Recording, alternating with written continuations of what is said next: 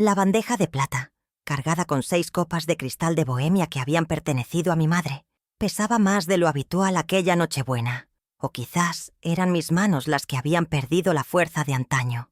Eran las 8 de la noche, y el pasillo de mi casa, esa misma casa de 250 metros cuadrados, que levanté con el sudor de mi frente durante décadas, estaba sumido en una penumbra estratégica, apenas iluminado por las luces parpadeantes del árbol en la sala principal. Me detuve en seco frente a la puerta entreabierta de la habitación de huéspedes, ese cuarto que alguna vez destinamos para las visitas alegres y que ahora ocupaban mi hija Verónica y su esposo Gabriel. El murmullo de la fiesta al fondo, con los villancicos sonando y el olor a pavo asado impregnando las paredes, creaba un contraste grotesco con la frialdad que de repente recorrió mi espina dorsal al escuchar mi nombre susurrado con desprecio desde el interior de la recámara. A través de la rendija, de la puerta, que dejaba escapar un haz de luz amarillenta, mis ojos se clavaron en la figura de Gabriel, mi yerno, quien caminaba de un lado a otro, con el nerviosismo de un animal enjaulado. Sostenía su celular con la mano izquierda, mientras con la derecha ajustaba el nudo de su corbata. Pero lo que detuvo mi respiración no fue su elegancia impostada, sino la pantalla del dispositivo que brillaba intensamente sobre la mesita de noche. Pude distinguir, gracias a mis gafas bifocales recién graduadas, un gráfico de apuestas en línea con una línea roja descendente que gritaba desastre financiero. Justo al lado del teléfono descansaba una carpeta azul de aspecto oficial, inmaculada y terrible, que parecía contener la sentencia de mi vida. Me quedé paralizada, sintiendo cómo el frío del suelo de mármol traspasaba mis zapatillas, convirtiéndome en una estatua de sal, obligada a presenciar su propia ejecución social. Gabriel se detuvo frente al espejo, puso el celular en altavoz y soltó una risa corta, carente de cualquier alegría navideña, antes de pronunciar las palabras que harían trizas mi confianza. «Tranquilo, socio. Ya tengo todo bajo control», dijo con esa voz untuosa que solía usar para pedirme préstamos. «La vieja firma el poder esta noche pensando que es un simple trámite para su seguro médico complementario. Está tan agradecida de que nos ocupemos de sus papeles que ni siquiera va a leer la letra pequeña. Mañana mismo, con el documento en mano, la mandamos al asilo estatal de la periferia, y la casa es nuestra para liquidar los $80,000 antes de que acabe el año». Su tono no denotaba remordimiento, solo la urgencia codiciosa de quien ve en su suegra no a un ser humano, sino a un activo liquidable.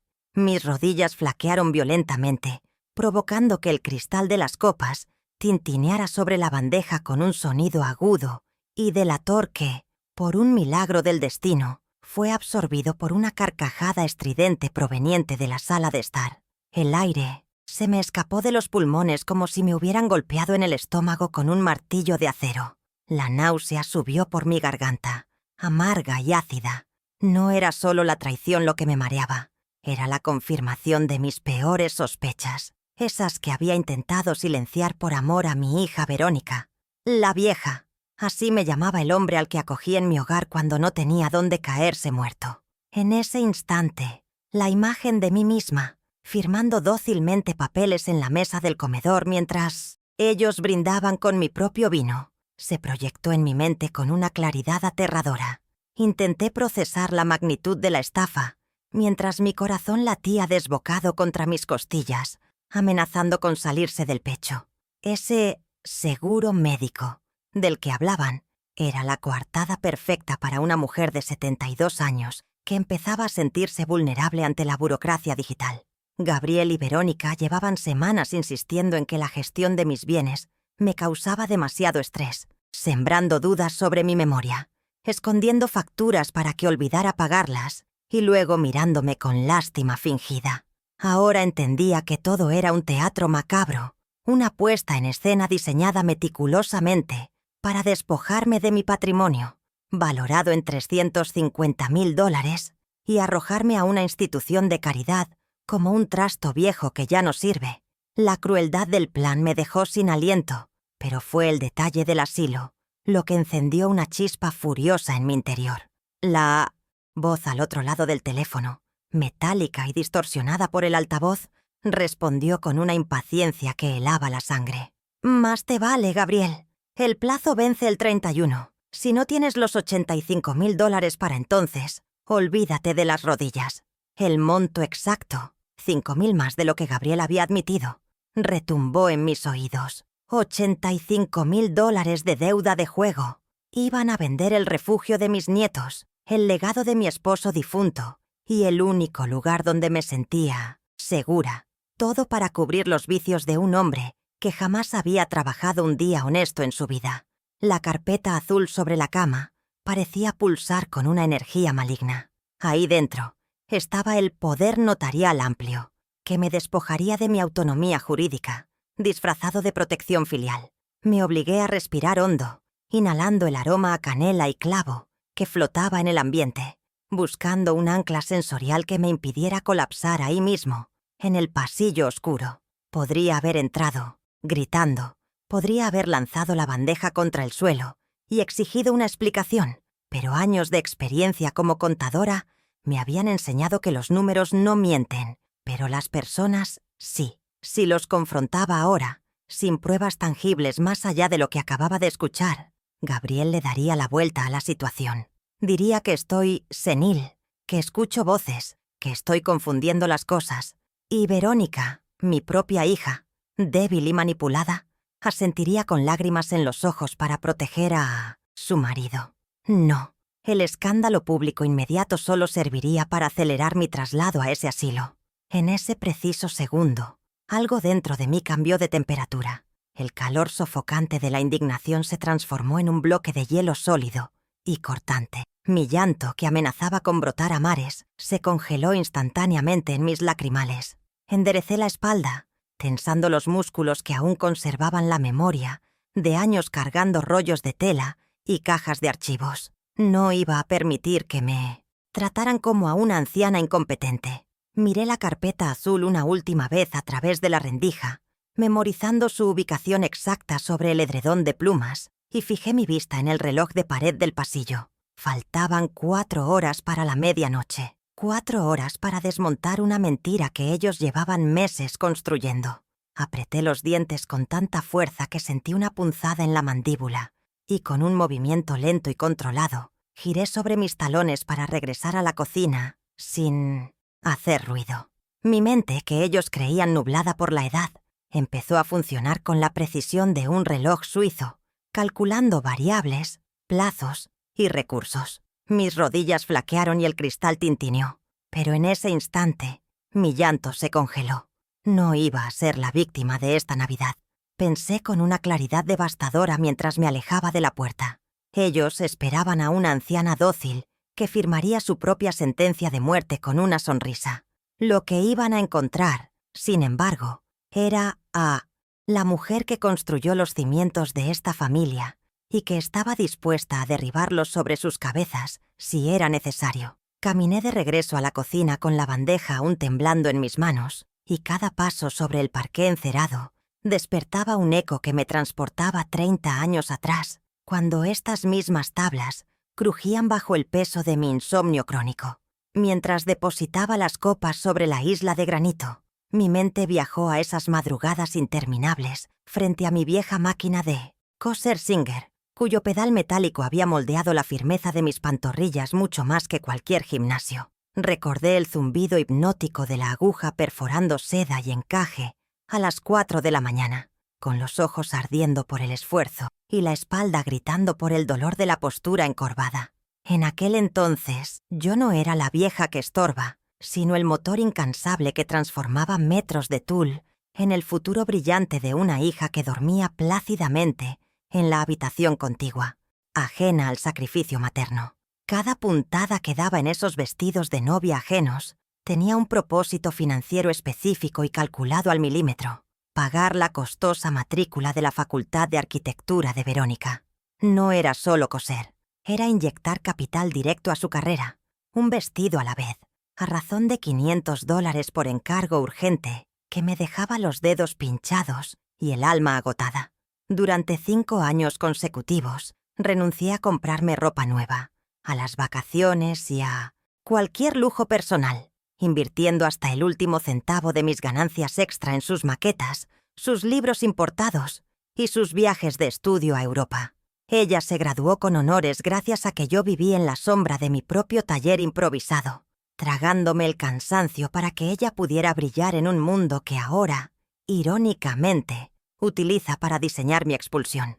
La casa misma, esta estructura de 250 metros cuadrados, que Gabriel planeaba liquidar por una fracción de $100,000, su valor real, era un testigo silencioso de mi tenacidad tras la muerte prematura de mi esposo, Roberto. Hace 25 años, cuando él falleció de un infarto fulminante, el banco no me dio el pésame. Me envió una notificación de ejecución hipotecaria. Me quedé sola con una deuda monstruosa y una niña adolescente, y el miedo a perder nuestro techo se convirtió en mi compañero de cama. Pero no me rendí ni busqué a un hombre que me salvara. Busqué 2 empleos adicionales. Trabajé jornadas de 14 horas, llevando contabilidades de pequeños negocios durante el día y cosiendo por la noche, convirtiéndome en una estratega de la supervivencia doméstica. Pagué religiosamente cada cuota de la hipoteca durante 2 décadas y media, sin retrasarme ni un solo día, enfrentando intereses variables y crisis económicas que habrían tumbado a cualquiera con menos determinación. No solo pagué las paredes, mantuve cada centímetro de esta propiedad con mis propias manos para ahorrar en reparaciones costosas. Aprendí a purgar radiadores, a lijar marcos de ventanas y a destapar cañerías cuando el presupuesto no alcanzaba para un fontanero. Cada capa de pintura en este pasillo, cada azulejo repuesto en los baños, lleva mi ADN y mi sudor. Esta casa no es solo un activo inmobiliario de $350,000, como lo ve mi yerno en su hoja de cálculo. Es la materialización física de mi viudez superada y mi dignidad blindada. Verónica creció viendo los resultados, pero nunca el proceso. Yo me encargué de blindarla contra la crudeza de nuestra economía, un error pedagógico que ahora pagaba con creces. Ella nunca vio las facturas rojas que yo escondía en el cajón de los cubiertos, ni me escuchó llorar bajo la ducha cuando los números no cuadraban a fin de mes. Al protegerla de la realidad del dinero, crié a una mujer que no entiende el valor del esfuerzo, sino solo el derecho a la posesión. Esa ignorancia selectiva fue el terreno fértil, donde Gabriel, años después, pudo sembrar su influencia tóxica, convenciéndola de que el dinero era algo que se conseguía con golpes de suerte o apalancamiento, y no con trabajo duro y constancia brutal. El recuerdo de Gabriel entrando en nuestras vidas hace 7 años trajo consigo un sabor amargo a mi boca, más fuerte que la bilis. Al principio su encanto de vendedor y sus trajes bien cortados me engañaron, al igual que a mi hija. Pero la verdadera naturaleza de su parasitismo se reveló hace 5 años, en una escena que aún me provoca escalofríos de vergüenza propia. Me sentó en este mismo comedor, me tomó de las manos con una calidez fingida y me pidió un pequeño empujón para un negocio de importación de tecnología que, según él, nos haría millonarios a todos. Su mirada suplicante y la presión silenciosa de Verónica me acorralaron contra mis propios instintos de contadora prudente. Aquel día cometí el error financiero más doloroso de mi vejez. Fui a mi caja de seguridad y saqué el estuche de terciopelo azul, donde guardaba las joyas de la abuela y mi propio anillo de compromiso. Fui al distrito de los joyeros con el corazón encogido, sintiéndome como una ladrona vendiendo su propio pasado, y liquidé piezas únicas por un valor total de $15,000 en efectivo.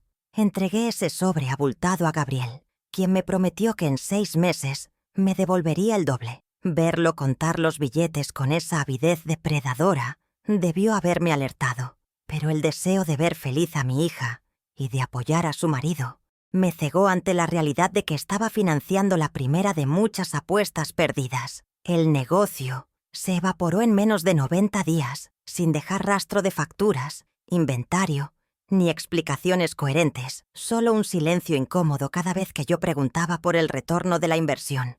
Esos $15,000, que representaban años de seguridad para mi vejez, desaparecieron en el agujero negro de sus vicios. Y cuando intenté reclamar, Verónica me acusó de ser materialista y de no apoyar los sueños de su esposo. Fue la primera vez que entendí que mi hija ya no era mi aliada, sino un rehén voluntario de las fantasías de grandeza de un hombre mediocre.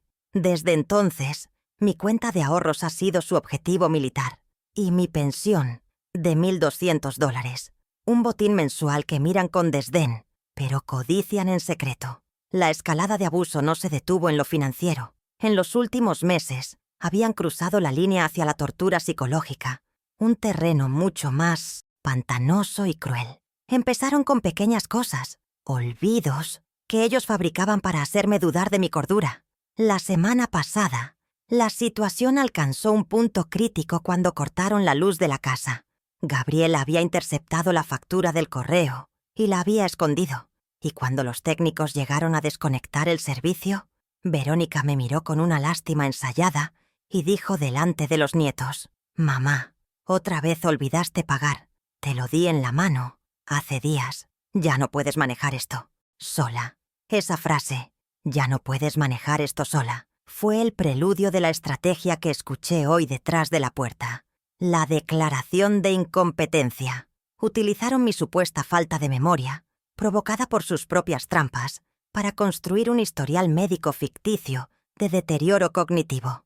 Me hacían buscar las llaves que ellos mismos cambiaban de lugar. Me preguntaban por conversaciones que nunca ocurrimos, todo para plantar la semilla de la demencia senil en mi mente y en la de los demás. Era un gaslighting de manual, ejecutado con la frialdad de quien quiere anular a una persona jurídica para convertirla en un objeto tutelado. Pero mientras estaba allí parada en la cocina, revisando mecánicamente el dorado del pavo en el horno, la indignación barrió con cualquier duda sobre mi salud mental. Mi memoria funcionaba perfectamente.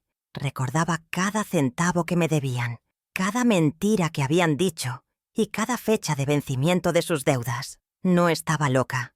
Estaba rodeada de buitres. La mujer que había trabajado turnos dobles, que había levantado una hipoteca sola y que había sacrificado sus joyas, no iba a ser derrotada por un par de estafadores emocionales armados con un smartphone y una carpeta falsa. Respiré profundamente, llenando mis pulmones con el aire caliente de la cocina, y sentí cómo la vieja fortaleza de mis años de juventud regresaba a mis venas. No necesitaba gritar ni llorar. Necesitaba actuar con la precisión de la contadora que siempre fui. Miré el reloj del microondas. 8:10 de la noche. Tenía tiempo suficiente para ejecutar mi propio balance de situación, uno donde los activos y los pasivos se reajustarían drásticamente. Me limpié una lágrima solitaria que se había escapado por el rabillo del ojo, la última que derramaría por ellos, y saqué mi celular del bolsillo del delantal. Era hora de empezar a recolectar los comprobantes de su traición. Regresé al pasillo con el sigilo de un fantasma que conoce cada crujido de su propia morada, decidida a capturar la primera pieza de mi arsenal defensivo. Me deslicé hasta el borde del marco de la puerta, cuidando que mi sombra no se proyectara hacia el interior de la habitación, y saqué mi teléfono celular del bolsillo del delantal. Ese modelo antiguo que mis nietos despreciaban, pero que tenía una grabadora de voz de alta fidelidad. Mis dedos, habitualmente torpes con la tecnología moderna, se movieron con una agilidad sorprendente impulsada por la adrenalina, abriendo la aplicación de notas de voz en cuestión de segundos. Presioné el botón rojo de grabación justo cuando la voz de Gabriel volvía a elevarse, confiado en su privacidad, detallando la logística de mi destrucción con una frialdad que helaba la sangre. Sostuve el dispositivo pegado al marco de madera, capturando cada sílaba de su traición digital. La barra de ondas de sonido en la pantalla oscilaba violentamente con sus palabras. La vieja no se enterará de nada. Firma hoy. Mañana es inhábil por Navidad. Y el 26 a primera hora ejecutamos el traslado. Era la confesión perfecta. Una admisión de dolo y premeditación que ningún abogado podría desestimar fácilmente como un malentendido familiar. Grabé durante 30 segundos exactos, asegurándome de que se escuchara también la risa nerviosa de Verónica asintiendo. Esa risa que confirmaba su complicidad en el plan para despojarme de mi dignidad y de mis bienes raíces. Al finalizar la grabación, no solo guardé el archivo en la memoria interna, sino que, con un destello de lucidez paranoica, Me lo envié inmediatamente a mi propio correo electrónico y al de Esteban, mi antiguo colega notario. Nombré el archivo como Cena Navidad Prueba 1.mp3, un título aséptico para un contenido tan venenoso. Guardar esa evidencia en la nube me dio una primera capa de seguridad. Si intentaban quitarme el teléfono más tarde, la voz de Gabriel ya estaba segura en un servidor remoto, lejos de sus manos codiciosas. Sentí una pequeña descarga de poder, la primera en mucho tiempo. Ya no era una víctima pasiva, era una espía en mi propio territorio, recopilando munición para una guerra que ellos habían declarado sin saber que yo estaba armada. Con el audio asegurado, me dirigí hacia el vestíbulo de entrada bajo el pretexto de verificar que la puerta principal estuviera bien cerrada, una manía que ellos siempre criticaban como cosas de viejos. Allí, colgada en el perchero de caoba, estaba la chaqueta de cuero italiano de Gabriel, una prenda de $2.000 que contrastaba obscenamente con sus supuestas dificultades económicas. La chaqueta olía a tabaco caro y a loción importada, el aroma del fracaso disfrazado de éxito. Mis manos tantearon los bolsillos exteriores con rapidez, buscando algo más tangible que una grabación, algún documento que explicara la urgencia de los $80.000 que había mencionado en la llamada. En el bolsillo interior izquierdo, mis dedos rozaron la textura rugosa de un papel, doblado varias veces, escondido con descuido. Lo extraje con cuidado quirúrgico, procurando no alterar los pliegues originales. Al desplegarlo bajo la luz tenue de la lámpara del recibidor, el logotipo del Casino Estrella y el sello rojo de Último aviso, ejecución inmediata, me golpearon la vista. No era una simple deuda, era una sentencia de muerte financiera. El documento, fechado el día anterior, detallaba un saldo pendiente de $85.000, acumulado en mesas de póker y apuestas deportivas clandestinas, con una cláusula de embargo de bienes personales si no se liquidaba antes del 31 de diciembre. Mis ojos recorrieron las líneas de letra pequeña, absorbiendo la magnitud del desastre. Gabriel había puesto como garantía bienes futuros por heredar, una audacia legal que demostraba que mi muerte o mi incapacitación eran parte de su plan de negocios desde hacía meses. Saqué mi teléfono nuevamente y tomé 3 fotografías en alta resolución del documento. Una del Simotheus, encabezado con su nombre completo, otra del monto total en rojo sangre y una tercera de la fecha límite.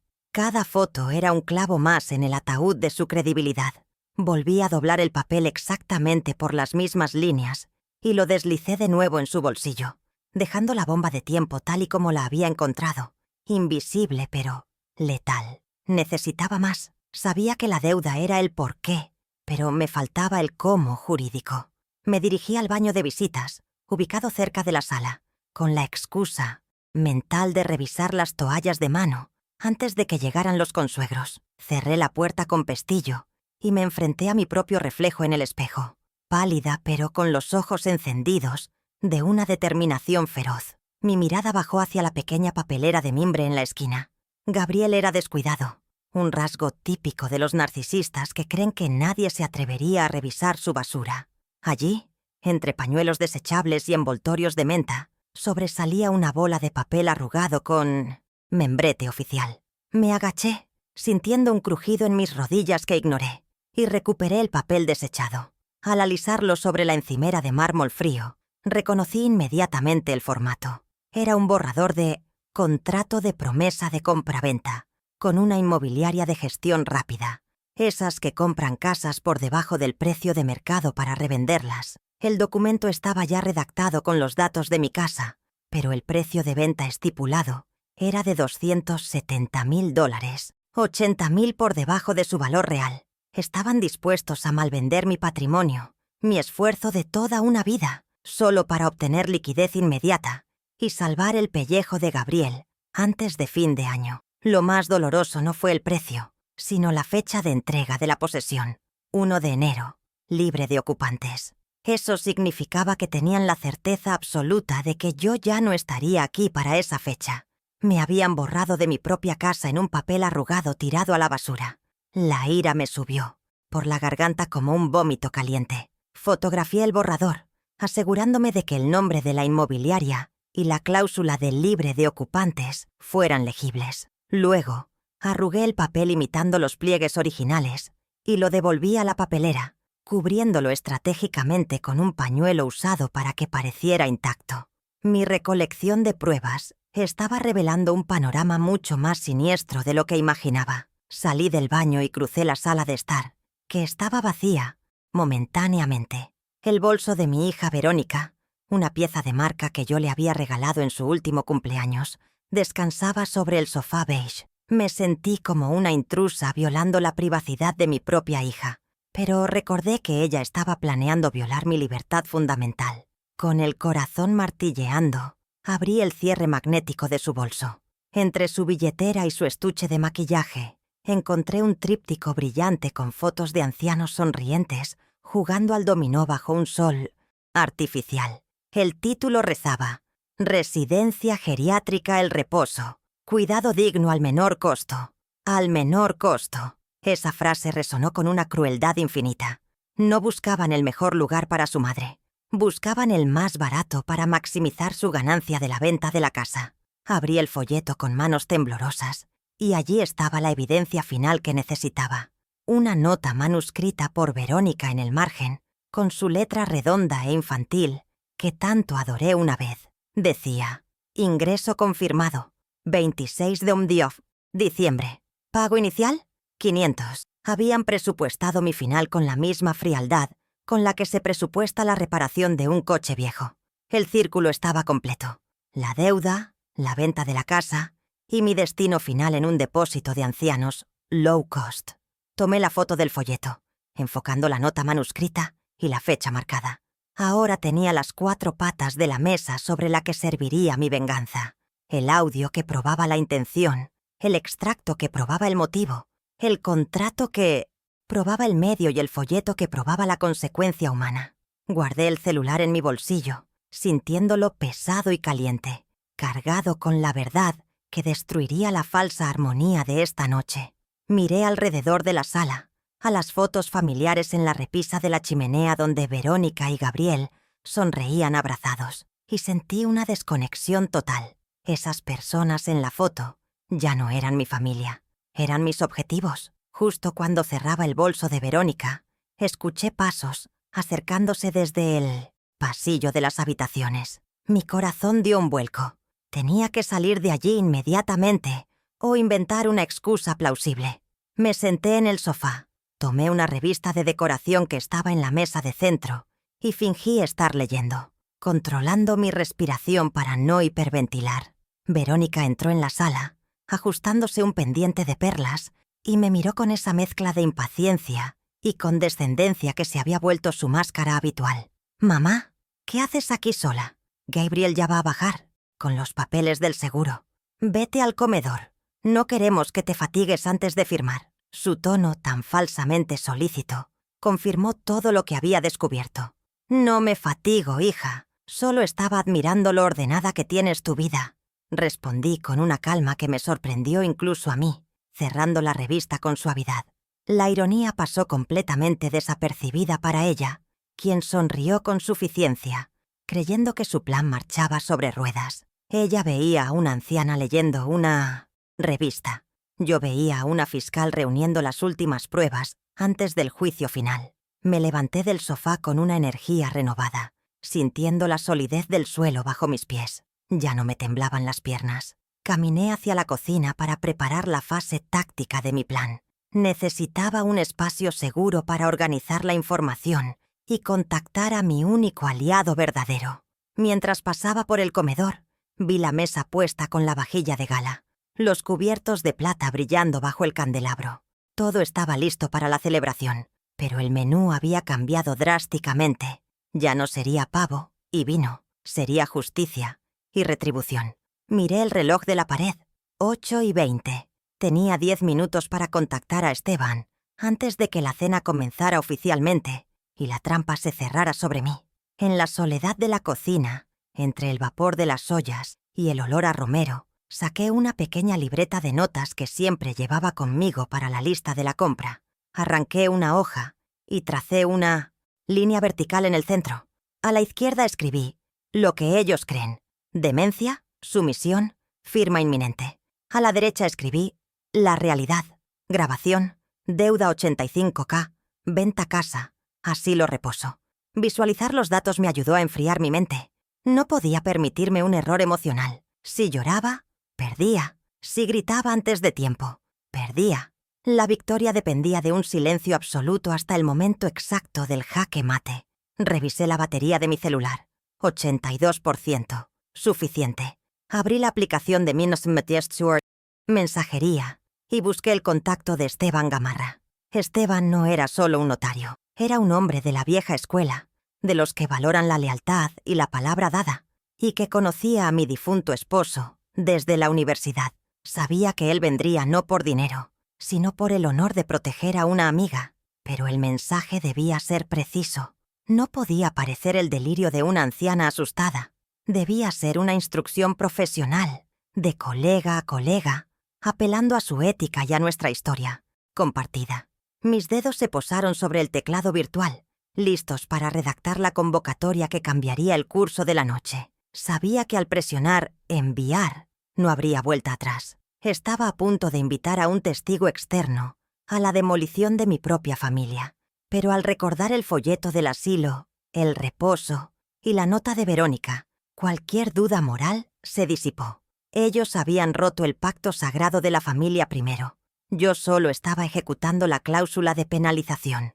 La puerta de la cocina se abrió de golpe y Gabriel asomó la cabeza, con esa sonrisa de tiburón que ahora me resultaba repulsiva. «Celia, querida, ¿todo bien? No queremos que te pierdas el brindis de entrada. Y recuerda que tenemos ese papelito pendiente, solo un trámite rápido». Guardé el celular en el bolsillo con un movimiento fluido, ocultando la pantalla contra mi cuerpo.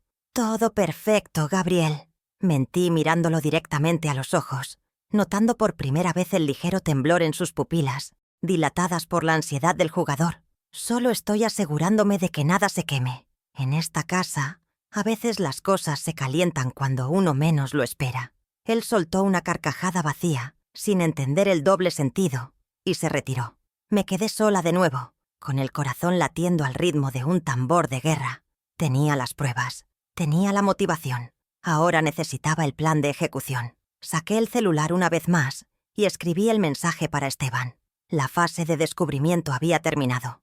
La fase de contraataque estaba a punto de comenzar. «Prepárate, Gabriel», susurré al aire cargado de especias. «Porque la vieja acaba de terminar su auditoría». Me detuve frente al espejo ovalado del baño de la planta baja, alisando las arrugas invisibles de mi vestido de seda burdeos y componiendo la máscara más importante de mi vida. Tenía que borrar cualquier rastro de la detective en la que me había convertido en los últimos 20 minutos y recuperar la fachada de la suegra inofensiva y ligeramente confundida que ellos esperaban ver. Respiré hondo, relajando los músculos faciales, dejando caer los hombros en una postura de sumisión estudiada y ensayando una sonrisa temblorosa que no llegaba a los ojos. Mi plan dependía enteramente de que ellos siguieran subestimándome. Su confianza ciega en mi decrepitud era mi mayor ventaja táctica. Si sospechaban por un segundo que mi mente estaba afilada como una navaja, acelerarían el proceso o, peor aún, se volverían violentos antes de que llegara mi refuerzo legal. Regresé a la cocina con pasos arrastrados, fingiendo una leve cojera que sabía que despertaría la impaciencia de Gabriel. Me apoyé en la encimera de granito, sintiendo el frío de la piedra bajo mis palmas sudorosas, y saqué nuevamente mi celular, esta vez con un propósito logístico definitivo. No bastaba con saber la verdad, necesitaba blindarla jurídicamente. Busqué el contacto de Esteban Gamarra, mi antiguo colega y notario de confianza, un hombre que guardaba lealtad a la memoria de mi esposo y a la ética profesional que ambos compartíamos. Sabía que él estaba en una cena familiar, pero también sabía que nuestra clave de emergencia, pactada hace años cuando redactamos mi testamento original, lo haría levantarse de cualquier mesa sin hacer preguntas. Mis dedos teclearon el mensaje con una precisión que contradecía mi supuesta artritis. «Esteban, activa el protocolo B. La situación es crítica e inminente. Trae la escritura de revocación y el acta de Desalojo en blanco. Te necesito aquí a las 23:30. Ni un minuto más tarde. Entra sin llamar. Tienes la llave del jardín. El protocolo B era nuestra salvaguarda secreta. Un conjunto de documentos preventivos que habíamos diseñado para anular cualquier poder notarial previo y cortar el flujo financiero en caso de que yo fuera coaccionada. Releí el mensaje 2 veces para asegurar que no hubiera errores de autocorrección y presioné enviar, sintiendo cómo el destino de mi familia viajaba a través de las ondas invisibles de la red celular. Los 3 minutos que tardó en llegar la confirmación de lectura fueron los más largos de la noche. Me dediqué a remover una salsa que no necesitaba ser removida, con la vista clavada en la pantalla del teléfono, apoyado contra el azucarero. El miedo a que Esteban no viera el mensaje, a que estuviera viajando o enfermo, me mordía el estómago. Pero entonces, la pantalla se iluminó con una respuesta breve y contundente, típica de su estilo lacónico. «Recibido. Salgo en 15 minutos. Aguanta, Celia». Solté el aire que no sabía que estaba reteniendo. Ya no estaba sola en esta trinchera doméstica. La caballería legal estaba en camino, armada con sellos y protocolos que Gabriel no podría intimidar. Con la retaguardia asegurada, era el momento de ejecutar la maniobra más arriesgada de mi contraofensiva, obtener la prueba digital definitiva directamente de la fuente. Me sequé las manos en el delantal, compuse mi gesto de abuela cariñosa y caminé hacia la sala de estar donde Gabriel y Verónica conversaban en voz baja, con las copas de vino ya medio vacías. Al verme entrar, callaron abruptamente, una señal inequívoca de conspiración, pero yo sonreí con dulzura ignorando su grosería. «Ay, hijos, ¿qué haría yo sin ustedes en estas fechas?», dije con la voz quebrada, acercándome a ellos. «La casa se siente tan grande y vacía cuando no están. Solo quiero que esta noche sea perfecta». Gabriel se relajó visiblemente, intercambiando una mirada de complicidad con Verónica que decía «Ya la tenemos». Aproveché ese instante de baja guardia para lanzar mi anzuelo. «Gabriel, querido, mi teléfono saca las fotos muy borrosas y quiero tener un recuerdo de nosotros 3 antes de que lleguen los demás y empiece el caos de la cena. ¿Podrías prestarme tu celular un segundo para tomarnos una selfie? Tienes esa cámara tan moderna». Extendí mi mano con un leve temblor fingido, apelando a su vanidad tecnológica y a su deseo de mantenerme contenta antes de la firma. Él dudó un segundo, protegiendo instintivamente su dispositivo, el archivo de sus pecados. «Claro, Celia, pero rápido, que estoy esperando una llamada de negocios importante», dijo finalmente, desbloqueando la pantalla con su huella digital antes de entregármelo. Ese fue su error fatal. Subestimar mi capacidad para navegar una interfaz táctil. Tomé el aparato, que se sentía pesado y resbaladizo, y fingí torpeza al levantar el brazo para encuadrar la foto. «Ay, no sé qué botón apreté. Se me cambió la pantalla», exclamé con inocencia, mientras mis pulgares se movían a la velocidad de la luz, no hacia la cámara, sino hacia la aplicación de correo electrónico que había visto abierta minutos antes en el pasillo. Mientras ellos posaban con sonrisas congeladas esperando el flash, yo estaba dentro de su bandeja de entrada. Allí estaba, el correo de confirmación de la casa de apuestas, BetKing, con el asunto, urgente, saldo deudor y aviso de embargo. Sin dejar de sonreír a la cámara frontal, seleccioné el correo y le di a reenviar. Escribí mi propia dirección de correo electrónico en el campo de destinatario, agradeciendo mentalmente que mi nombre empezara con C y apareciera en sus sugerencias recientes por los correos que alguna vez le envié con recetas de cocina. El círculo de carga giró durante 2 eternos segundos, mientras yo decía, «Esperen, esperen, que no encuentro la luz». «Enviado». La palabra apareció fugazmente en la parte inferior de la pantalla. Inmediatamente fui a la carpeta de enviados y borré el rastro de mi acción, enviando la evidencia a la papelera digital y vaciándola después. Todo el proceso duró menos de 15 segundos. 15 segundos en los que mi corazón latió con la fuerza de un motor fuera de borda. Regresé a la aplicación de cámara justo cuando Gabriel empezaba a impacientarse. «Celia, ¿qué tanto haces?» «Es solo un botón», rezongó. Ya está, sonrían», dije, y tomé una foto real, una imagen que capturaba sus rostros confiados y mi propia cara, pegada a la de ellos, ocultando detrás de una sonrisa senil la satisfacción de haber extraído la bala que los mataría. Le devolví el celular a Gabriel con un suspiro teatral. Gracias, hijo. ¡Qué tecnología tan maravillosa! Ojalá yo entendiera cómo usarla. Él guardó el teléfono en su bolsillo interior, justo al lado del extracto bancario del embargo, sin tener la menor idea de que acababa de entregarme la copia digital certificada de su ruina. Me sentí invencible por un momento. Tenía el audio de su confesión, las fotos de los documentos físicos y ahora el rastro digital de su deuda. Mi expediente probatorio estaba completo y era redundante. No había abogado en la tierra que pudiera defenderlo de esto. «Bueno, mamá, ya que estamos en confianza», intervino Verónica sacando la carpeta azul de su bolso. «¿Por qué no firmamos esos papelitos del seguro médico ahora?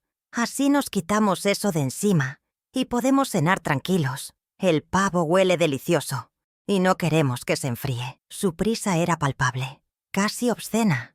Querían la firma antes de que llegara el alcohol y la comida, antes de que cualquier otro familiar pudiera hacer preguntas incómodas. Miré la carpeta azul, el instrumento de mi supuesta incapacitación, y sentí una oleada de repulsión fría. «Hija, por favor, es Nochebuena», respondí con suavidad, caminando hacia la cocina para evitar tomar la carpeta. «No me hagan ponerme las gafas de leer ahora, que me da dolor de cabeza.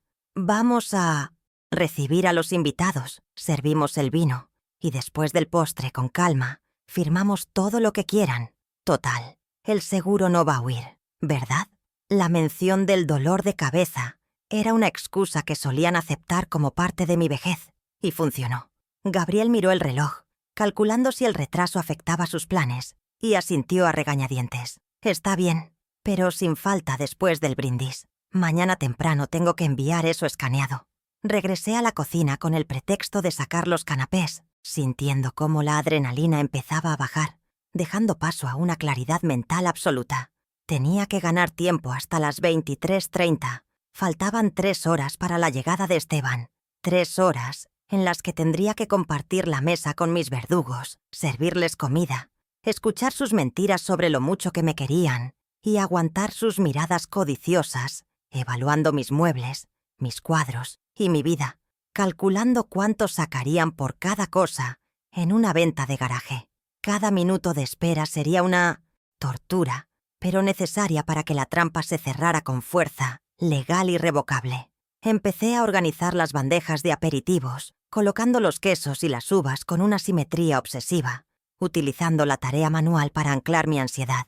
Mi mente repasaba el protocolo B, revocación de poderes, testamento cerrado, acta de manifestaciones. Cuando Esteban cruzara esa puerta, la dinámica de poder daría un vuelco de 180 grados. Gabriel pasaría de ser el administrador de facto a un intruso sin derechos, y Verónica tendría que elegir entre su madre o el estafador con el que se había casado. Sabía que elegiría mal, pero yo ya había llorado ese duelo en silencio mientras cosía dobladillos hace años. El timbre de la puerta sonó, anunciando la llegada de mis consuegros y mis nietos. El ruido de la vida exterior invadió mi fortaleza silenciosa.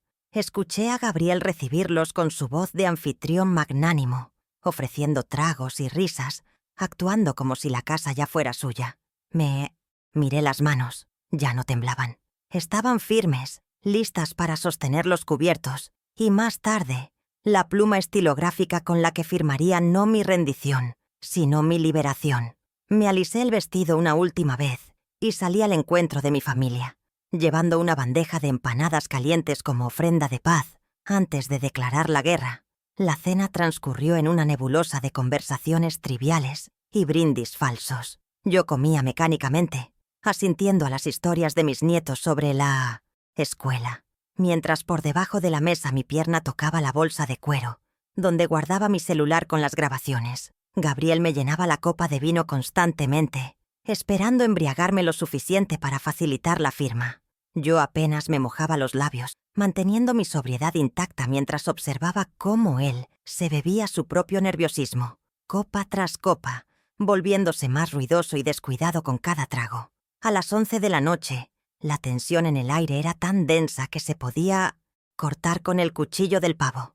Gabriel miraba el reloj de pared cada 5 minutos y Verónica me lanzaba miradas apremiantes que ya no se molestaba en disimular con cariño. «Mamá, ya casi es medianoche. ¿Buscamos los papeles?», susurró ella aprovechando un momento de silencio. «Ya va, hija. Deja que sirva el champán», respondí, moviéndome con una lentitud exasperante hacia el aparador. Estaba estirando el tiempo como un chicle, rezando para que el tráfico no retrasara a Esteban. Faltaban 15 minutos para las 11:30. Me retiré un momento al baño para verificar mi teléfono. Un mensaje de Esteban. «Estacionando en la esquina. Espero tu señal o entro a las 23:30 en punto». La precisión militar de mi amigo me llenó de gratitud. No necesitaba darle señal. La entrada dramática sería mucho más efectiva. Me lavé la cara con agua fría, quitándome el exceso de maquillaje que se había corrido un poco por el calor del horno. Al levantar la vista, vi a una mujer mayor en el espejo. Sí, pero no a una víctima. Vi a la matriarca que estaba a punto de impartir la lección más dura de su vida. Salí del baño y me encontré con Gabriel en el pasillo, bloqueándome el paso. Ya no sonreía. Su rostro estaba enrojecido por el alcohol y la impaciencia. «Celia, basta de juegos. Vamos a firmar eso ahora mismo. No quiero esperar a las 12. Su tono era amenazante, una orden apenas velada. Me agarró del brazo con un poco más de fuerza de la necesaria. Un gesto físico que cruzó la última línea de mi paciencia. Sentí sus dedos clavarse en mi piel flácida, intentando dominarme, intentando arrastrarme hacia su abismo. «Suéltame, Gabriel», dije con una voz tan gélida y cortante que él retrocedió instintivamente, sorprendido por el cambio de registro. «No te preocupes por la firma. Vas a tener todos los papeles que necesitas, y muchos más que no esperas, antes de que suenen las campanas». Me solté de su agarre con un movimiento seco y caminé hacia la cabecera de la mesa, donde todos esperaban el brindis. Ellos miraban sus relojes esperando la Navidad. Yo miraba la puerta esperando al notario. Ellos esperaban las 12 para brindar con champán. Yo esperaba las 12 para servirles la realidad fría en copas de cristal. Tomé asiento en la cabecera de la mesa, un lugar que tradicionalmente había ocupado mi difunto esposo y que Gabriel había intentado usurpar sutilmente en las últimas Navidades, pero que esta noche reclamé con una autoridad silenciosa que no admitía discusión. El comedor estaba impregnado del aroma dulzón de las batatas glaseadas y el pavo trinchado, una fragancia hogareña que chocaba violentamente con la electricidad estática de la tensión acumulada. Mis consuegros, los padres de Gabriel, una pareja de jubilados amables pero despistados que vivían en otra ciudad, me sonrieron con inocencia, ajenos a que estaban cenando en medio de un campo de minas. Mis nietos, absortos en sus propias pantallas, apenas levantaron la vista, representando esa barrera generacional que Gabriel y Verónica habían explotado tan eficazmente para aislarme. Alisar la servilleta de lino sobre mi regazo fue mi primer acto de soberanía. Lo hice con una calma deliberada, ignorando la mirada asesina de mi yerno, quien tamborileaba los dedos sobre el mantel blanco con un ritmo frenético y desquiciante. Gabriel no pudo soportar el protocolo de la cena ni un minuto más. Su desesperación financiera era un animal hambriento que le devoraba la prudencia. Antes de que pudiera servir el primer plato, colocó la carpeta azul pesadamente sobre la mesa, justo entre la salsera de plata y el centro de flores de Pascua, rompiendo groseramente la etiqueta de la celebración. «Perdonen la interrupción, familia», anunció con esa voz de vendedor de enciclopedias que le salía tan natural. «Pero antes de que nos manchemos los dedos con la comida, necesitamos que la abuela firme un trámite administrativo aburridísimo. Es solo para autorizar el copago de sus nuevas medicinas. Ya saben cómo se pone la burocracia con la edad». Su estrategia era clara: trivializar el documento y utilizar la presión social de los invitados para obligarme a firmar rápido y sin leer, bajo la amenaza implícita de ser la aguafiestas que detiene la cena de Nochebuena por una tontería. Los padres de Gabriel asintieron comprensivos, murmurando cosas sobre lo difícil que es el sistema de salud y lo buen yerno que era él por ocuparse de esas cosas pesadas. Verónica, sentada a su derecha, me tendió una pluma Montblanc destapada, con la punta dorada apuntando hacia mi pecho como una pequeña daga. «Vamos, mamá. Es solo una firma aquí abajo. Donde está la X. Así nos olvidamos de papeles y brindamos tranquilos». Su tono era una mezcla de súplica y orden, diseñado para hacerme sentir culpable por cada segundo de demora. Sentí la presión de 10 ojos clavados en mí, esperando que la vieja dócil cumpliera su función decorativa y burocrática. Pero en lugar de tomar la pluma con sumisión, extendí la mano hacia la copa de agua y bebí un sorbo largo y pausado, dejando que el silencio se estirara hasta volverse incómodo, obligándoles a esperar mi siguiente movimiento. Dejé la copa sobre la mesa con un tintineo suave y miré a Gabriel directamente a los ojos, sosteniendo su mirada huidiza hasta que él parpadeó. «Tienes razón, Gabriel. La burocracia es terrible», dije con una voz serena que resonó en el comedor. «Pero mi padre, que en paz descanse, siempre decía que uno no debe firmar ni una tarjeta de cumpleaños sin leerla primero». Saqué de mi bolsillo el estuche de mis gafas de lectura, lo abrí con un chasquido seco y comencé a limpiar los cristales con la parsimonia de quien tiene todo el tiempo del mundo. Pude ver cómo se tensaba la mandíbula de Gabriel y cómo una gota de sudor le bajaba por la sien. Él sabía que cada segundo que pasaba era un segundo más cerca de la medianoche, su hora límite, y un segundo más de riesgo para su castillo de naipes. Me coloqué las gafas, ajustándolas sobre el puente de mi nariz, y tomé la carpeta azul, ignorando la pluma que Verónica seguía ofreciéndome en el aire. Abrí el documento no en la página de la firma, como ellos querían, sino en la primera hoja, y comencé a leer en silencio, moviendo los labios levemente para aumentar su ansiedad. El documento estaba redactado en una jerga legal densa, diseñada para confundir, pero mis años llevando la contabilidad de pequeñas empresas me permitieron detectar las palabras clave al instante. No había mención alguna de medicinas, doctores o seguros. Todo el texto giraba en torno a facultades de dominio, enajenación de bienes y revocación de derechos. Era un asalto a mano armada, disfrazado con papel timbrado, una trampa mortal para mi patrimonio. Levanté la vista del papel y clavé mis ojos en los de mi consuegro, el padre de Gabriel, un hombre honesto que había trabajado 40 años en correos. «Raúl», le dije involucrándolo directamente en la escena, «tú que sabes de leyes postales, es normal que para autorizar unas pastillas de la tensión, el documento se titule «Poder General Irrevocable para Actos de Dominio y Administración Rigurosa». Leí el título en voz alta, vocalizando cada sílaba con una claridad letal. La frase quedó flotando sobre el pavo asado como una nube tóxica. La sonrisa de Gabriel se congeló en una mueca grotesca, y Verónica palideció, bajando la mano que sostenía la pluma. La dinámica de la mesa cambió instantáneamente. La duda había entrado en la sala y se había sentado a cenar con nosotros. Gabriel soltó una risotada nerviosa, demasiado fuerte. Intentando recuperar el control de la narrativa que se le escapaba de las manos, se levantó de la silla y trató de arrebatarme la carpeta con un movimiento brusco, pero yo puse mi mano plana sobre el papel, inmovilizándolo contra el mantel. «¡Ay, Celia, por Dios!», exclamó él, fingiendo exasperación cariñosa. «Esos son términos estándar que usan los abogados para cubrirse las espaldas. Incluye todo, para que no tengas que firmar 10 papeles distintos. No seas paranoica, mujer, que asustas a mis padres». Intentó patologizar mi precaución, pintándome como una anciana desconfiada y senil, pero el temblor en sus manos al intentar coger el documento delató su pánico real ante su propia familia.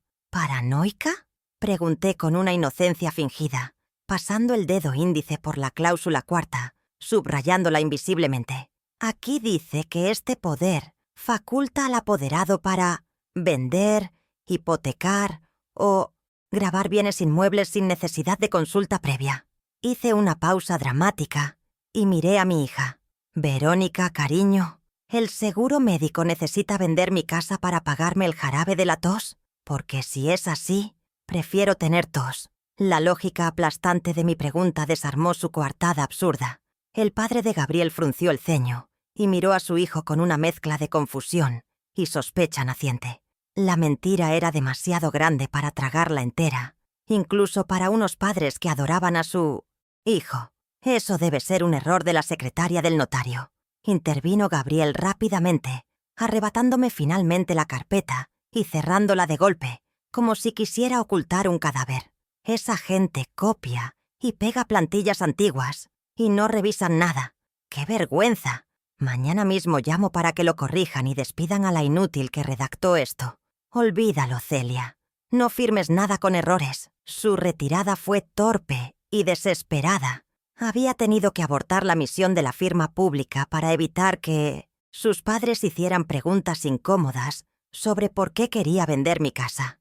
Había ganado esta batalla, una pequeña victoria táctica que me permitía conservar mi firma, pero la guerra seguía activa y él estaba más peligroso que nunca. Guardó la carpeta en su maletín de cuero debajo de la mesa, pero pude ver el odio puro destilando en sus ojos cuando me miró. Ya no veía a una suegra molesta. Veía a un enemigo activo. La cena continuó, pero el ambiente se había vuelto irrespirable. Los consuegros comían en silencio, intercambiando miradas preocupadas, intuyendo que algo oscuro ocurría bajo la superficie de esta familia perfecta. Verónica bebía vino con demasiada rapidez, evitando mi mirada, mientras yo cortaba mi pavo con una precisión quirúrgica, saboreando cada bocado como si fuera el manjar de la victoria. Había logrado sembrar la duda y detener el golpe inmediato, pero sabía que Gabriel no se rendiría tan fácil. Su deuda no desaparecía con mi negativa. Por debajo de la mesa, noté que Gabriel no dejaba de manipular su celular. Estaba escribiendo mensajes frenéticos, probablemente a sus acreedores para pedir una prórroga o buscando una forma alternativa de falsificar mi consentimiento. La vibración de su teléfono contra la madera de la mesa era un zumbido constante, un recordatorio de que el tiempo se agotaba para ambos. Eran las 11:20 de la noche. Mi pequeño triunfo en la mesa había comprado tiempo, pero también había arrinconado a la bestia.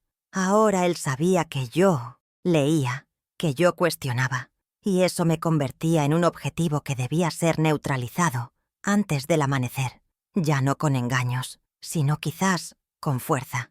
Aproveché un momento en que Gabriel se levantó para ir al baño, o más probablemente a hacer una llamada de crisis, para mirar el reloj de péndulo en la pared del fondo. Las agujas doradas marcaban las 11:25. Mi corazón dio un vuelco de anticipación. Esteban debía estar a punto de cruzar la verja del jardín. La pequeña victoria de no firmar era solo el preámbulo. Lo que venía ahora no era una defensa, sino una demolición controlada. Miré a Verónica, que jugaba con su comida, y sentí una punzada final de lástima materna. Ella había elegido su bando, y en 5 minutos vería caer a su general. De repente, un haz de luz potente barrió las cortinas de terciopelo del ventanal que daba a la calle, iluminando brevemente el comedor como un faro en la tormenta. Escuché el sonido inconfundible de un motor diésel, deteniéndose justo frente a la entrada principal, seguido por el golpe seco de una puerta de coche al cerrarse.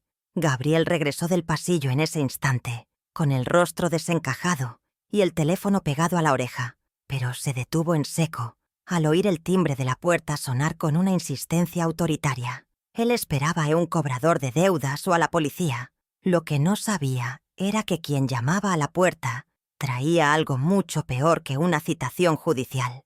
Traía la verdad encuadernada y lista para ser ejecutada. «Parece que tenemos otro invitado sorpresa», murmuré, limpiándome la comisura de los labios con la servilleta. «Y creo que trae el postre que todos nos merecemos». El timbre de la puerta resonó por segunda vez, más insistente y prolongado, cortando el aire viciado del comedor como un cuchillo afilado. Gabriel se quedó paralizado con el teléfono a medio camino de su oreja, su rostro una máscara de confusión y hostilidad latente, mientras sus padres intercambiaban miradas de desconcierto ante la interrupción inoportuna. Antes de que Verónica pudiera levantarse para atender, yo ya estaba de pie, alisándome la falda con una calma que contrastaba con el caos emocional que reinaba en la mesa. «No se preocupen, yo abro. Es el invitado que faltaba para completar esta velada», anuncié con voz firme, caminando hacia el vestíbulo con la cabeza alta, sintiendo cómo 6 pares de ojos se clavaban en mi espalda. Sabía que al abrir esa puerta, dejaría entrar no solo a un hombre, sino al huracán jurídico que barrería con las mentiras que habían infestado mi hogar. Al girar el pomo de bronce y abrir la pesada puerta de roble, la figura de Esteban Gamarra se recortó contra la oscuridad de la noche, impecable en su traje gris marengo y con su inseparable maletín de cuero, desgastado bajo el brazo. Su presencia emanaba esa autoridad tranquila que solo otorgan 40 años de notariado, una solidez que necesitaba desesperadamente en ese momento. ¿Llego a tiempo para el brindis, Celia?, preguntó con una media sonrisa cómplice, notando mi tensión. «Llegas justo a tiempo para la lectura del acta, Esteban», respondí, haciéndome a un lado para dejarle pasar. El sonido de sus zapatos italianos golpeando el mármol del recibidor resonó como los tambores de una ejecución inminente mientras caminábamos juntos hacia el comedor. Cuando entramos en la sala, Gabriel soltó una exclamación de incredulidad, dejando caer el teléfono sobre la mesa con un golpe seco. «¿El notario Gamarra? ¿Qué demonios hace este tipo aquí en Nochebuena?», espetó con una agresividad que hizo temblar a su madre. Verónica se puso de pie de un salto, pálida como la cera, reconociendo el peligro inmediato que representaba la presencia de mi antiguo colega.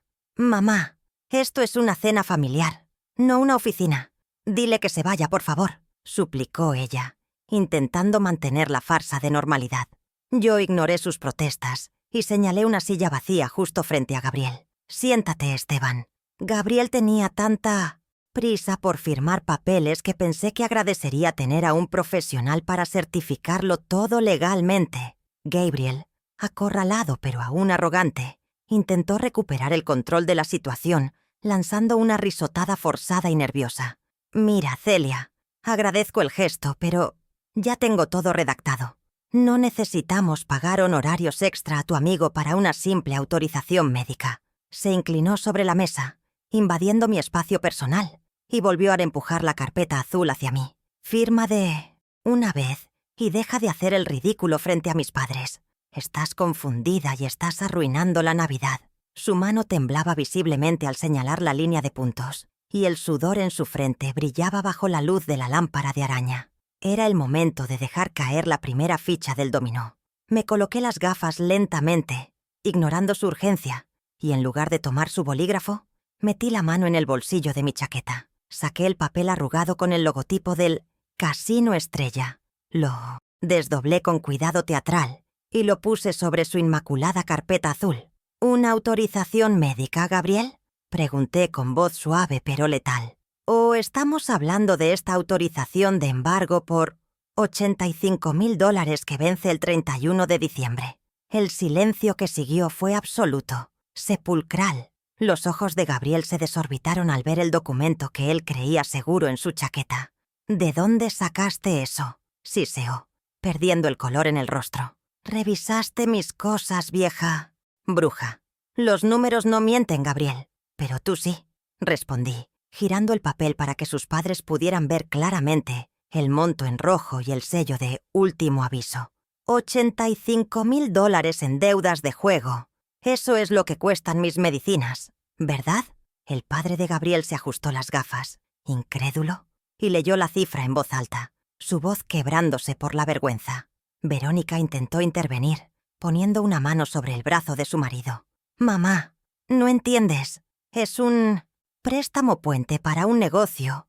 Gabriel lo tiene controlado», empezó a decir, repitiendo el guión que él le había enseñado. Pero yo no le di tregua. Mi arsenal estaba lejos de agotarse.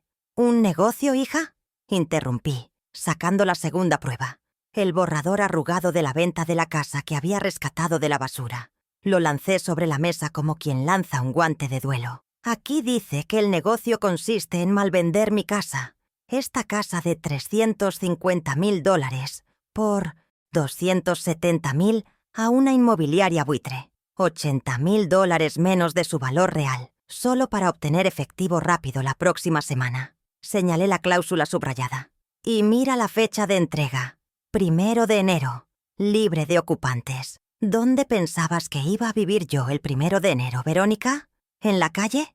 Verónica bajó la mirada, incapaz de sostener mis ojos, y empezó a sollozar en silencio.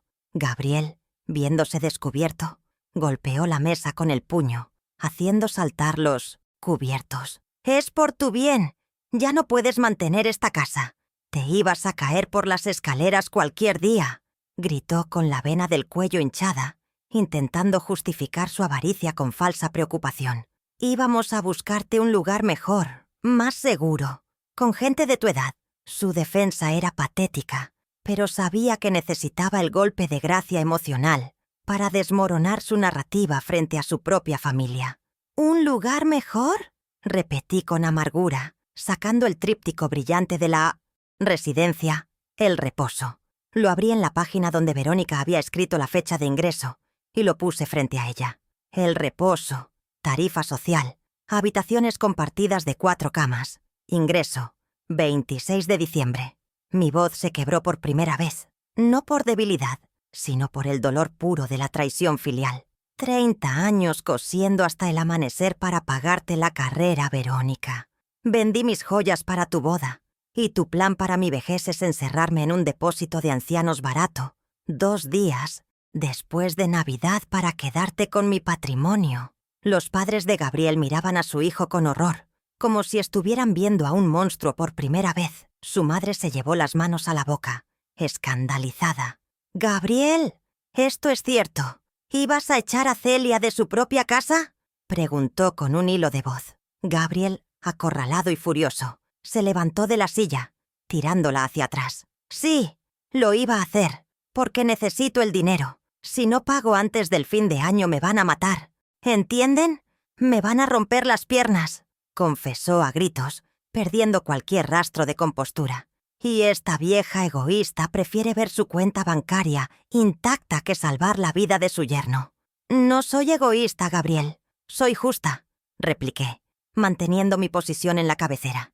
«Y para que no quede ninguna duda de quién eres realmente, vamos a escuchar lo que opinas de mí cuando crees que nadie te oye». Saqué mi celular y lo conecté al pequeño altavoz Bluetooth que estaba en el aparador, el que usábamos para poner villancicos. Busqué el archivo Cena Navidad Prueba 1.mp3 y presioné play. La voz de Gabriel, nítida y cruel, llenó el comedor. «La vieja firma el poder esta noche. Mañana la mandamos al asilo y la casa es nuestra. La vieja no se enterará de nada». El audio resonó en las paredes del comedor, amplificando su vileza. Gabriel se quedó petrificado, escuchando su propia voz planificando mi destrucción con esa frialdad sociópata. Verónica se tapó los oídos, llorando, abiertamente ahora.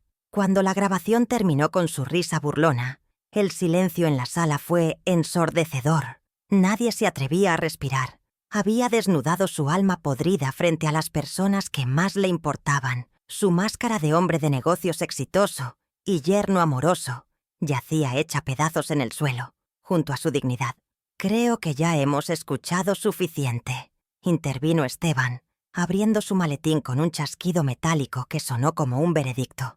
«Ahora vamos a hablar en el único idioma que parece importarte, Gabriel, el legal». Esteban extrajo 3 documentos encuadernados en carpetas de cuero, mucho más elegantes y reales que la carpeta azul barata de mi yerno. «Celia me ha instruido para redactar 3 actas de efecto inmediato, y te aseguro que no tienen errores de copiado y pegado». Esteban deslizó el primer documento sobre la mesa, empujando a un lado el plato de pavo intacto de Gabriel. «Documento número 1. Revocación total de cualquier poder, mandato o autorización previa que Celia haya podido otorgar a favor de Verónica Benítez o Gabriel Montalvo. A partir de este segundo, legalmente, sois unos extraños para su patrimonio. No podéis firmar ni la recepción de un paquete en su nombre». Gabriel miró el papel como si fuera tóxico, dándose cuenta de que su herramienta principal de robo había sido desactivada. «Documento número 2, continuó Esteban, sacando una escritura más gruesa.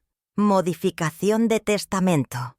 En vista de la tentativa de fraude y abuso de confianza, Celia ha decidido desheredar a Verónica de la parte de libre disposición, reduciendo su herencia a la legítima estricta, que será administrada por un fideicomiso hasta que demuestre solvencia moral».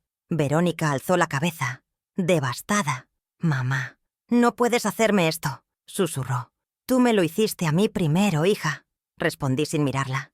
El dinero que tanto querían ya no existe para ustedes. Y documento número 3, finalizó Esteban, colocando una hoja con un sello. Rojo urgente frente a Gabriel. Orden de desalojo por precario. Dado que ocupáis el anexo de la vivienda sin contrato de alquiler y sin pagar renta, y habiendo incurrido en maltrato psicológico hacia la propietaria, se os concede un plazo improrrogable de 24 horas para abandonar la propiedad con vuestras pertenencias personales. Gabriel leyó el papel, temblando. 24 horas. Es Navidad. No tenemos a dónde ir, gritó desesperado. No tengo dinero ni para un hotel. Podrías intentar en el reposo, sugerí con una ironía gélida, devolviéndole su propio veneno. He oído que es muy económico y tienen vacantes desde el 26. Me giré hacia Esteban y extendí la mano. Pásame la pluma, por favor. Esta sí la voy a firmar con gusto. Tomé la estilográfica pesada de Esteban, una herramienta de poder real, y firmé los 3 documentos con trazos firmes y grandes, asegurándome de que el sonido de la plumilla rasgando el papel se escuchara en toda la sala. Gabriel intentó lanzarse hacia los papeles en un último acto de locura, pero su padre se levantó y lo agarró por el brazo con una fuerza sorprendente. «¡Ni se te ocurra, Gabriel!», le gritó su padre, con los ojos llenos de lágrimas de decepción. «Ya has hecho suficiente daño. Nos vamos. No voy a quedarme a ver cómo mi hijo roba a una viuda». La intervención de mi consuegro fue el golpe final. Gabriel se desplomó en la silla, derrotado, con la cabeza entre las manos. Esteban recogió los documentos, firmados, los selló con su tampón oficial. Clac, clac, clac, y los guardó en su maletín. El sonido de los sellos fue como el cierre de las rejas de una celda. «Las notificaciones están hechas», declaró Esteban con formalidad. «Celia, ¿deseas que llame a la policía para garantizar el desalojo inmediato? ¿O prefieres esperar al plazo de 24 horas? Miré a mi yerno y a mi hija, figuras rotas bajo la luz festiva. «Que se queden esta noche», dije levantándome de la mesa. «No quiero escándalos con patrullas en Nochebuena, pero quiero que se vayan a su anexo ahora mismo. Y Gabriel», añadí, mirándolo una última vez, «si te acercas a menos de 10 metros de mí o de mi habitación esta noche, llamaré a la policía y les entregaré la grabación donde admites planear un fraude. Y créeme, en la cárcel, las deudas de juego serán el menor de tus problemas». «La cena ha terminado», anuncié, apagando el altavoz Bluetooth. Me dirigí a mis consuegros que estaban recogiendo sus abrigos, con vergüenza. «Raúl, Marta, lo siento mucho. Saben que esta siempre será su casa, pero entenderán que esta noche no puedo celebrar nada». Ellos asintieron, incapaces de hablar, y salieron escoltando a un Gabriel que parecía un zombi. Verónica se quedó un segundo más, mirándome con ojos suplicantes, pero yo me giré hacia la ventana. La matriarca había hablado, y su sentencia era inapelable. El silencio que inundó la casa tras la partida de mis consuegros y el retiro forzoso de Gabriel al anexo no fue un silencio vacío, sino una pausa densa y necesaria, como el aire quieto que sigue a una tormenta eléctrica que ha limpiado la atmósfera. Cerré la puerta principal con doble vuelta de llave, un sonido metálico que resonó como el sello final de una etapa de sumisión, y me quedé allí de pie en el vestíbulo, escuchando el latido de mi propia casa. Por primera vez en meses, las paredes no parecían oprimirme, ni los muebles me juzgaban. El espacio había recuperado su santidad. No recogí la mesa esa noche. Dejé los platos sucios y las copas a medio beber, como un monumento temporal a la batalla ganada, y subí a mi habitación, no como la anciana que se esconde, sino como la dueña que se retira a descansar tras impartir justicia. Dormí profundamente, sin pastillas y sin miedo, arrullada por la certeza de que mi firma seguía siendo mía y mi techo, indiscutiblemente, seguía estando sobre mi cabeza. La mañana de Navidad amaneció con una luz grisácea y fría, pero para mí tenía el brillo dorado de la libertad recuperada. Bajé a la cocina y me preparé un café fuerte, disfrutando del ritual de hacerlo a mi ritmo, sin tener que esconder las galletas buenas ni temer comentarios pasivo-agresivos sobre mi dieta o mis gastos. A las 10 de la mañana, vi por la ventana de la cocina cómo un taxi se detenía frente al anexo. Gabriel salió arrastrando 2 maletas grandes, con la cabeza gacha y sin esa arrogancia que solía ser su uniforme diario. No salí a despedirlo. No merecía ni un adiós, ni un reproche adicional. Lo observé desde detrás de las cortinas de encaje, siendo testigo mudo de su expulsión, hasta que el coche desapareció en la curva de la calle, llevándose con él la toxicidad, las deudas de juego y la amenaza constante a mi patrimonio. Su ausencia devolvió el oxígeno a los 250 metros cuadrados de mi propiedad. Verónica entró en la casa principal 1 hora después, con los ojos hinchados y el maquillaje corrido, pareciendo 10 años mayor. Se sentó en la mesa de la cocina, esperando quizás un consuelo maternal automático, pero encontró a una madre que había redefinido los términos del amor. No le ofrecí té ni pañuelos. En su lugar, puse sobre la mesa una hoja de papel manuscrita que había redactado con mi café matutino. Un acuerdo de convivencia condicional. Le expliqué con voz calmada pero firme que las reglas del juego habían cambiado radicalmente. Si quería permanecer bajo mi techo, ya no sería como la hija consentida, sino como una inquilina, responsable en periodo de prueba. Aquí no hay almuerzos gratis, Verónica. Se acabó la barra libre emocional y financiera, le dije, empujando el papel hacia ella para que leyera las cláusulas no negociables que salvarían nuestra relación o la terminarían para siempre. La primera condición fue económica y simbólica. Debía pagar un alquiler mensual de $500 por el uso del anexo. No porque yo necesitara el dinero. Mi pensión de $1,200 era más que suficiente para mí, sola, sino porque ella necesitaba aprender el coste de la vida que siempre le había evitado.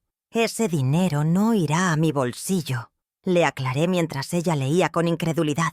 Irá a una cuenta de ahorro a tu nombre, que solo podrás tocar cuando demuestres solvencia mental.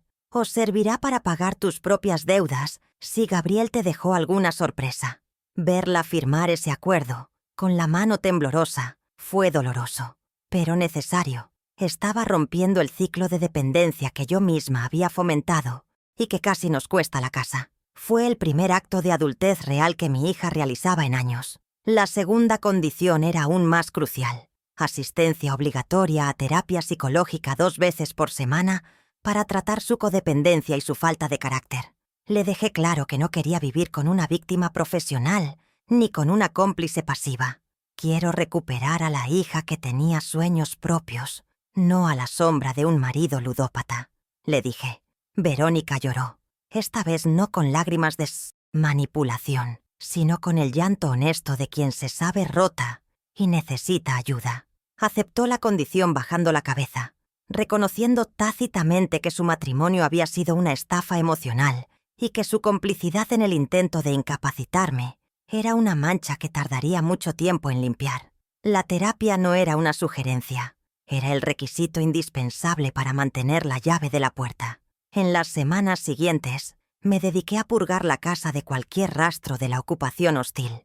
Contraté a un cerrajero para cambiar todas las cerraduras, un gasto de $200 que pagué con gusto como una inversión en paz mental. Luego, dirigí mi atención a la habitación de huéspedes, ese cuarto que Gabriel había colonizado con su olor a tabaco y sus negocios turbios. Saqué cada mueble, cada cortina y cada objeto que él hubiera tocado, donándolo todo a la caridad o tirándolo a la basura. Necesitaba exorcizar el espacio. Compré pintura blanca y luminosa y pasé 3 días pintando las paredes yo misma, sintiendo cómo cada brochazo borraba un recuerdo amargo y devolvía la luz original a la estancia. Mis brazos dolían, pero era un dolor productivo, el dolor de la reconstrucción. Transformé esa habitación en lo que siempre debió haber sido, mi estudio de pintura. Recuperé mis caballetes del desván, desempolvé mis óleos y compré lienzos nuevos con el dinero que antes se iba en préstamos a fondo perdido. La luz del norte entraba perfecta por la ventana, iluminando un espacio que ahora olía a trementina y linaza, olores de creación en lugar de destrucción. Allí, frente al lienzo en blanco, retomé las clases de arte que había abandonado por falta de tiempo y exceso de obligaciones. Volver a mezclar colores fue como volver a respirar. Cada pincelada era una afirmación de que mi vida no se había acabado a los 72 años, sino que estaba entrando en una etapa de renacimiento creativo, donde yo era la única protagonista. Mi rutina cambió drásticamente. Ya no me levantaba pensando en qué crisis tendría que resolver para ellos, sino en qué paisaje quería pintar. Empecé a salir, a visitar museos y a tomar café con Esteban, cuya amistad se fortaleció tras aquella noche decisiva. Él me trataba no como a una viuda desvalida, sino como a una mujer inteligente y capaz, y esas conversaciones sobre política, arte y libros me devolvieron la confianza intelectual que Gabriel había intentado erosionar con su gaslighting. Dejé de usar la ropa gris y holgada que me hacía invisible. Saqué mis blusas de seda y mis collares y empecé a caminar con la espalda recta, ocupando mi espacio en el mundo sin pedir disculpas por existir ni por envejecer. La relación con mis nietos también se transformó. Sin la interferencia tóxica de su padre, empezaron a venir a visitarme por iniciativa propia, no obligados. Les enseñé a mezclar colores en mi estudio y les hablé con la verdad, adaptada a su edad, sobre por qué el abuelo Gabriel ya no vivía allí. Descubrieron a una abuela que no solo horneaba galletas, sino que tenía opiniones fuertes, que sabía de finanzas y que pintaba cuadros vibrantes. El respeto que vi nacer en sus ojos fue infinitamente más valioso que cualquier regalo comprado. Entendieron que la abuela Celia no era una figura decorativa, sino el roble sólido bajo el cual podían refugiarse, siempre y cuando respetaran las normas del respeto mutuo. Verónica cumplió con su parte del trato. El primer día de cada mes me entregaba el sobre con los $500 del alquiler y el comprobante de asistencia a su terapeuta. Nuestros encuentros eran breves y educados, carentes de la calidez de antaño, pero libres de mentiras. A veces la veía mirarme con una mezcla de miedo y admiración, como si estuviera conociendo a una mujer nueva que habitaba el cuerpo de su madre. Sé que el camino para reconstruir nuestra confianza será largo y quizás nunca vuelva a ser lo que era, pero prefiero una relación distante, basada en la verdad, que una cercanía falsa basada en la explotación. Ella está aprendiendo a valerse por sí misma, y ese es el mejor legado, aunque tardío, que puedo dejarle. 6 meses después de aquella Nochebuena, me encuentro sentada en mi nuevo estudio, pincel en mano, mirando por la ventana hacia el jardín que ahora florece en primavera. La casa está en silencio, pero es un silencio creativo, lleno de posibilidades. He revisado mis cuentas esta mañana. Mi patrimonio está intacto, mi salud es excelente y mi dignidad está blindada contra cualquier ataque. No soy una víctima que sobrevivió, soy una estratega que venció. Miro el lienzo frente a mí, donde he pintado una puerta entreabierta que deja ver una luz intensa al otro lado, una metáfora de mi propia transición de la oscuridad a la claridad. A veces, cuando cae la tarde y la luz dorada baña el pasillo donde escuché aquella traición, me detengo en el mismo lugar exacto. Ya no me tiemblan las rodillas ni siento ganas de llorar. Al contrario, sonrío al recordar cómo subestimaron la capacidad de una madre para defender su nido. Creyeron que la vejez era sinónimo de debilidad, que las arrugas borraban la inteligencia y que el amor maternal era una debilidad explotable. Se equivocaron en cada cálculo, olvidando la lección más básica de la arquitectura familiar. Respiro hondo, sintiendo la paz absoluta de quien tiene las llaves de su destino en el bolsillo, y pienso en la frase que resume mi victoria. Esa verdad que ahora está grabada en cada ladrillo de esta casa y en cada hueso de mi cuerpo. Me aliso el delantal manchado de pintura, levanto la barbilla hacia el espejo del pasillo y me digo a mí misma, con la serenidad de quien ha ganado la guerra, sin disparar una sola bala: querían quitarme mi techo creyendo que era una anciana frágil. Olvidaron que fui yo quien construyó el techo, las paredes y los cimientos de esta familia.